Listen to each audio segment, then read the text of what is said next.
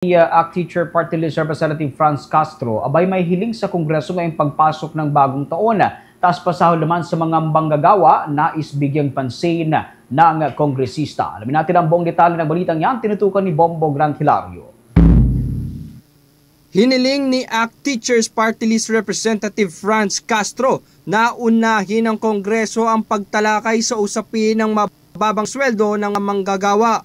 Umaasa ang naturang kongresista na bipansin ang pagbibigay ng karagdagang pasahod para sa mga nagtatrabaho. Giit niya, kulang ang kasalukuyang pasweldo sa mga manggagawa dahil ito ay hindi na nakakasabay sa pagtaas din ng mga pangunahing bilihin. At mahalaga din sana na matalakay din yung pagtaas ng sweldo ng ating mga manggagawa dahil ito yung clamor na matagal na hinihiling sa Kongreso, sa administrasyon ni Marcos kasi hindi kasi sasapat yung mga barya-baryang ibinibigay ng mga regional wage board.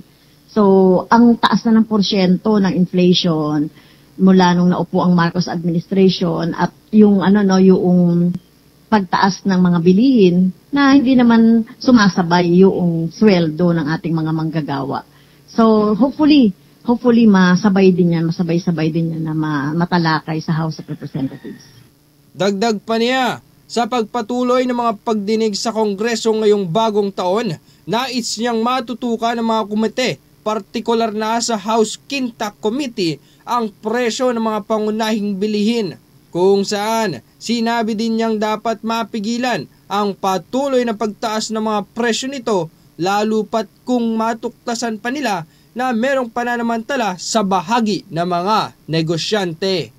Alam ko magtutuloy-tuloy pa rin yung mga hearings ng Quadcom, etong good government at ito nga yung Quinta Committee sa mga presyo ng mga pangunahing bilihin, bigas at iba pa, at isasama na yung mga utilities, yung kuryente, tubig, na mahalaga na matalakay din at makita natin yung mga dahilan ng mga hindi na mapigil-pigilang mga pagtaas, yung mga kumbaga kung may nakikita kami na pagsasamantala ng mga negosyante, mga kapitalista, ay hopefully ito sa pagbubukas ng taon or ng Kongreso ay matalakay yan, tuloy-tuloy yung mga hearings.